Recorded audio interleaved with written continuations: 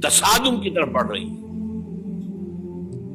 اب میں اس سے اگلی بات جو کہنا چاہتا ہوں اس کے لیے پہلے سے معذرت کروں، خوشخبری میں نے دی ہے تو بدخبری بھی مجھے دی۔ اس عالمی غلبہ اسلام سے پہلے ابھی امت مسلمہ کی بہت پٹائی ہونی ہے، بہت پٹائی ہونی ہے، بہت پٹائی۔ یہ میں نہیں کہہ رہا، حضور نے کہا ہے۔ کتاب الملاحم احادیث کی کتابوں کے آخر میں یہ 4 ابواب جو آتے ہیں جن کو عام طور پر علماء بھی نہیں پڑھتے، اس لیے کہ ان سے کوئی فقہی مسئلہ تو نکلتا نہیں، ان سے کوئی شرعی حکم نہیں نکلتا، وہ تو پیشین گوئیاں ہے۔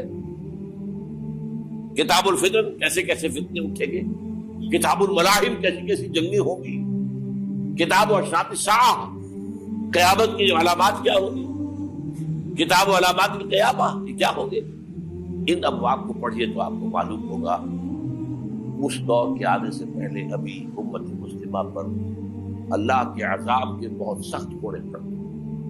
معافی چاہتا ہوں، اگر رسولوں کی شان یہ تھی کہ وہ بشیر بھی تھے اور نذیر بھی تھے تو میں بھی ایک ادنا غلام نہیں کہوں۔ میں جو کہہ رہا ہوں قرآن اور حدیث سے کہہ رہا ہوں۔ یہ عذاب کیوں آئے گا؟ امت مسلمہ بحیثیت مجموعی اللہ کی نگاہ میں مجرم، بہت بڑی مجرم۔ کیوں؟ 1 انچ زمین دنیا میں نہیں دکھا سکتی جہاں اللہ کا دین قائم۔ یہ مذہب ہے، مسجدیں ہیں، حج ہے اور عمرے ہیں، یہ مذہب ہے۔ دین کہاں ہے؟ اللہ کا نظام کہاں ہے؟ دین حق کہاں ہے؟ وہ نظام عدل کہاں ہے؟ وہ نظام سیاست کہاں ہے؟ وہ قانون شریعت کہاں ہے؟ آپ کی ساری معیشت سود کے اوپر ہے، اور سود سے زیادہ بڑا گھناؤنا جرم کوئی نہیں، سود سے زیادہ بڑا گھناؤنا گناہ کوئی نہیں، جس کے بارے میں حضور نے فرمایا الربا 70 جزءا یحوما، 2 حدیثیں ہیں یہ۔ ربا کے 70 حصے ہیں یا 70 گناہ ہیں، 70 گناہ ہیں، جن میں چھوٹے بھی ہیں بڑے بھی ہیں، 70 گناہ۔ ایسا رہا ان میں سب سے چھوٹا اس کے مساوی ہے ان کہ الرجل امہ، کہ کوئی شخص اپنی ماں سے زنا کرے۔ سنن ابی داؤد کی روایت ہے، سن لیجیے، پڑھ لیجیے۔ سارا نظام آپ کا کہاں ہے؟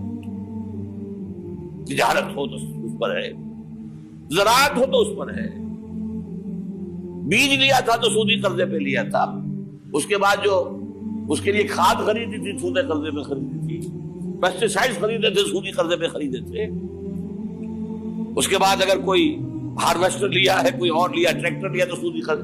سود، ہر دانے گندم میں سود ہے۔ کوئی شخص بچا ہوا نہ، میں بچا ہوا نہ بچے ہوا، کوئی بچا ہوا نہیں۔ سارا کاروبار، ساری صنعت و حرفت، ساری حکومت، پوری حکومت، پوری قوم سود کے اندر جکڑی، ایک ایک شخص۔ کہاں ہے اسلام؟ آپ میری بات سمجھ لیجئے، اسلام کے 2 حصے کر لیجئے، اسلام بطور مذہب، اسلام بطور دین۔ اور یہ تو آپ قرآن پڑھتے ہیں، پورے قرآن میں مذہب کا لفظ تو آیا ہی نہیں ہے۔ حدیث کے ذخیرے میں بھی میری امکان، میرے معلومات کے تک کہیں نہیں۔ یہ مذہب تو ہمارے